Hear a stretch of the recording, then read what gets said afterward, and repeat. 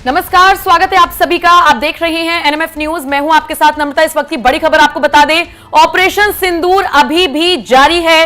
भारतीय वायुसेना का यह बड़ा बयान सामने आया है जिसमें यह भी कहा गया है कि हमने अपने लक्ष्य पूरे किए हैं और स्टिल गोइंग ऑन ऑपरेशन, इस तरह की लैंग्वेज का इस्तेमाल किया गया है, जिसके बाद माना यह जा रहा है कि ऑपरेशन सिंदूर के तहत अभी और बहुत सारे फैसले और बहुत सारे एक्शंस लिए जा सकते हैं। इसी खबर पर मेरे वरिष्ठ सहयोगी पंकज प्रसून मेरे साथ जुड़े हुए हैं।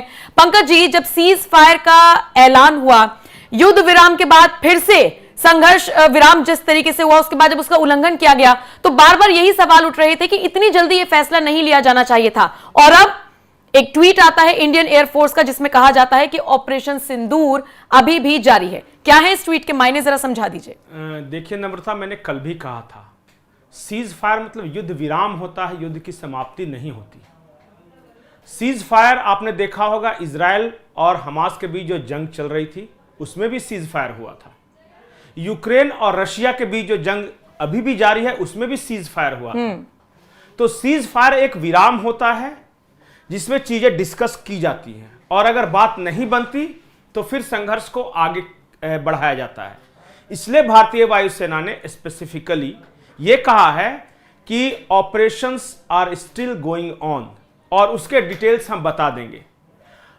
अभी भी देश के लोग बहुत जल्दी उत्साहित हो जाते हैं और बहुत ज़्यादा बिल्कुल निरुत्साह हो जाते हैं कि अरे सीज फायर हो गया, अब तो सब समाप्त हो गया, हाय मैं लुट गया, बर्बाद हो गया। ऐसा नहीं होता।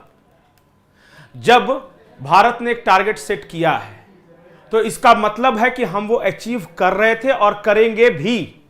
अब उस टारगेट को हम बातचीत के मेज पर बैठकर अचीव करें या जंग के मैदान में अचीव करें, वो सरकार पे आप छोड़ दीजिए। जो हमारा लक्ष्य है वो हम हासिल करेंगे। और हमारा लक्ष्य क्या है? आतंकवाद का समूल नाश। हमारा लक्ष्य क्या है कि भारत में भविष्य में कोई ऐसी आतंकवादी घटनाएं न घटे। यही हमारा लक्ष्य है ना। तो इसलिए यह कहा गया है कि ठीक है, हम किसी खास मकसद से हमने एक ऑपरेशन को अंजाम दिया, ऑपरेशन सिंदूर, जहां आतंकी ठिकानों और उनके लॉन्च पैड को ध्वस्त किया। इसके जवाब में पाकिस्तान ने हम पे हमला किया। हमारी जो लड़ाई थी वो आतंकवाद के खिलाफ लड़ाई थी, पाकिस्तान की लड़ाई भारत के खिलाफ थी। हमने कभी भी ये नहीं कहा एक भी बयान में कि हम पाकिस्तान के खिलाफ लड़ रहे हैं। हम आतंकवाद के खिलाफ लड़ रहे हैं और आतंकवाद के समूल नाश होने तक यह जंग जारी रहेगी। ऑपरेशंस स्टिल गोइंग ऑन, ये लबोलुआब ये है। और प्लीज संघर्ष विराम को संघर्ष समाप्ति नहीं माने। पाकिस्तान का प्रधानमंत्री चूंकि भारत के खिलाफ लड़ रहा था इसलिए उसने शब्द यूज किया जंगबंदी, और हम चूंकि आतंकवाद के खिलाफ लड़ रहे थे इसलिए हमने जो शब्द यूज किया वो है संघर्ष विराम। जंगबंदी यानी कंप्लीट बंद और संघर्ष विराम थोड़े देर के लिए पॉज। ये दोनों में अंतर जब समझिएगा और फिर वायुसेना का बयान समझिएगा तो चीजें धीरे धीरे स्पष्ट होती जाएगी। अभी पहला पड़ाव था आतंकी लॉन्च पैड तबाह करना। कुछ और बातें ऐसी होती है जो कि टेबल पर बैठ के होगा, जो कि 12 तारीख को ठीक 12 बजे से शुरू होगी। और इसलिए नई दिल्ली में मीटिंग्स का दौर जारी है। आपको क्या लगता है, वो सीडीएस, एयर चीफ मार्शल, वो थल सेनाध्यक्ष, वो नेवी के चीफ राजनाथ सिंह, अजीत डोभाल और नरेंद्र मोदी, अमित शाह, ये सब बैठ के नहीं सोच रहे होंगे कि हमने 2 दिन में सिर्फ पाकिस्तान के ड्रोन आए और हमने रोक लिया और हो गया सीज फायर? नहीं, अभी असली खेल बाकी है। असली खेल इसके बाद होगा। जी नम्रता।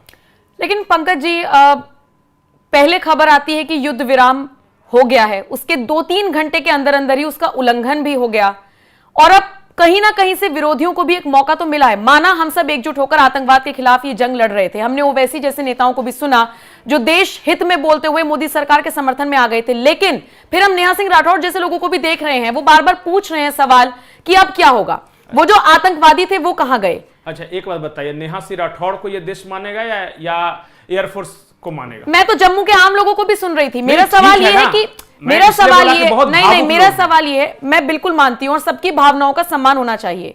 सवाल ये है कि ऑपरेशन सिंदूर अभी जारी है। इंडियन एयरफोर्स की तरफ से अगर ये ट्वीट आता है तो हम समझ गए कि अभी भी चीजें होंगी। मैं चाहता हूं कि एक बार इस ट्वीट के मैं लैंग्वेज को डिकोड कर दूं कि क्या बोलना चाह रहा है इंडियन एयरफोर्स। पहले उसे समझिए और हर वाक्य को ध्यान से पढ़िए। बहुत प्रोफेशनल टीम होती है जो ये ट्वीट तैयार करती है और ऐसे ही कुछ नहीं लिख दिया जाता। इंडियन एयरफोर्स ने क्या कहा कि हमने सक्सेसफुली अपने असाइन टास्क को एग्जीक्यूट किया है। अब तक जो हमें जिम्मेदारी मिली थी, अब तक हम सफल रहे हैं। हमारा प्रिसीजन, हमारा प्रोफेशनलिज्म वो पूरी दुनिया ने देखा है। Operations were conducted in a deliberate and discreet manner align with national objective. जो राष्ट्र का जो लक्ष्य था उसी के अनुसार हमने अपने ऑपरेशंस चलाए हैं। अब अगले line, since the operations are still going, अभी भी ऑपरेशन जारी है, ये भारतीय वायुसेना कह रही है। उन्होंने फिर आगे कहा कि detailed briefing will be conducted in due course, वो बताएगी आपको आकर, से घबराए नहीं, ऐसा कुछ नहीं है जो देश से छुपाया जाएगा। एक प्रोफेशनल आर्मी है, एक प्रोफेशनल एयरफोर्स है, वो आपको बताएगी कि और क्या क्या डिटेल्स हैं इसके। जब Indian Air Force urges all to refrain from speculation, किसी तरह का अंदाजा मत लगाइए, ये भारतीय वायुसेना आपसे अपील कर रही है कि भावनाओं में बहकर कुछ ऐसी बातें मत करिए जिससे राष्ट्र को नुकसान हो या एक गलत नैरेटिव पेश हो या पाकिस्तान को कुछ कहने का मौका मिले। अरे भाई, अगर पॉलिटिशियन की नहीं मानते हैं तो कम से कम अपने सेनाओं की तो मान ले। इंडियन एयरफोर्स जो कह रहा है उस पर तो गौर करें, क्यों आखिर ये कहना पड़ा। और इंडियन एयरफोर्स बार बार कह रहे कि हम आपको और भी बहुत सारी बातें बताने वाले हैं, और खास करके वो कह रही है कि अभी ऑपरेशन जारी है।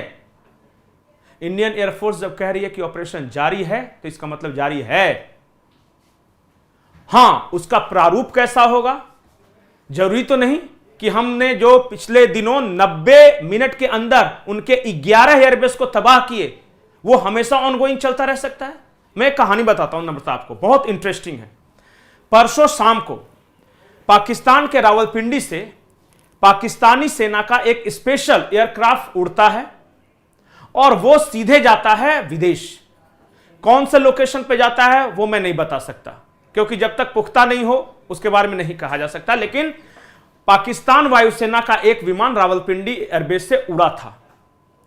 उसके बाद न्यूयॉर्क टाइम्स और CNN ने एक खबर प्रकाशित किया, और खबर यह थी, और कल आप देख सकते हैं उसके क्लिपिंग्स हर जगह मौजूद है। खबर यह थी कि on the basis of specific intelligence अचानक ये एस्केलेशन बढ़ने की खबर आई। और वो स्पेसिफिक इंटेलिजेंस क्या थी पता है? एक कैराना हिला जगह है पाकिस्तान में, वहां पाकिस्तान ने अपने न्यूक्लियर आर्मामेंट्स को छुपा कर रखा था। हमारे जो स्ट्राइक थे उस पहाड़ी पे लगातार जारी थे। दुनिया को डर यह था कि रावलपिंडी एयरबेस तबाह हो जाए तो हो जाए, अगर वहां का cricket stadium, army GHQ headquarter वो हो जाए तो हो जाए। लेकिन जहां पे पाकिस्तान ने अपने न्यूक्लियर आर्सेनल्स छुपा के रखे हैं, अगर वहां पे भारत की मिसाइल या ड्रोन फटता है तब क्या होगा? और इसी वजह से on the basis of specific intelligence input, ये कह रहे हैं, CNN न्यूयॉर्क कर रहे हैं, ये कोई ऐसा नहीं कि पंकज प्रसून की मनगढ़ंत बातें हैं। इसके बाद एक्टिव होता है अमेरिका, और अमेरिका एक्टिव होता है, आसिम मुनीर से बात करता है, कहता है कि ये कम करो नहीं तो बर्बाद हो जाओगे। और उसके बाद आपको पता है कि लगातार बातों का सिलसिला जारी रहा। कल भारतीय विदेश मंत्रालय के एक बयान में आपने देखा नहीं, भारतीय विदेश मंत्रालय कुछ भी थोड़ी ना बोलता है, जो लिख के आया है वो कह रहे हैं कि ऑन आवर टर्म्स, ये शब्द यूज किया और ये on our terms Pankaj ji क्या होंगे ये हम समझ सकते हैं, जो 12 तारीख में मीटिंग होगी। बिल्कुल, हमारा टर्म्स कंडीशंस के अनुसार ये सीज फायर हुआ है। अमूमन कोई भी आप देख लीजिए, जब भी दुनिया में कहीं भी सीज फायर हुआ है, दोनों में से किसी देश ने इस तरह से शब्दों का इस्तेमाल नहीं किया है कि हमारे शर्तों के अनुसार यह समझौता हुआ है।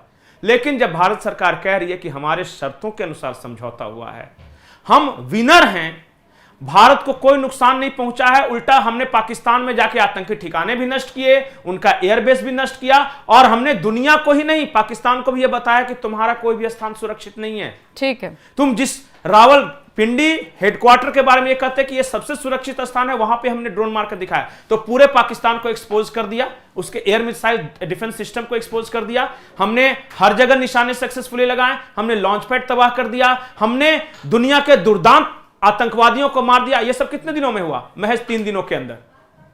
जो देश 3 दिनों के अंदर इतना अचीव कर सकता है, आप कह रहे हैं कि वो देश निरुत्साहित है?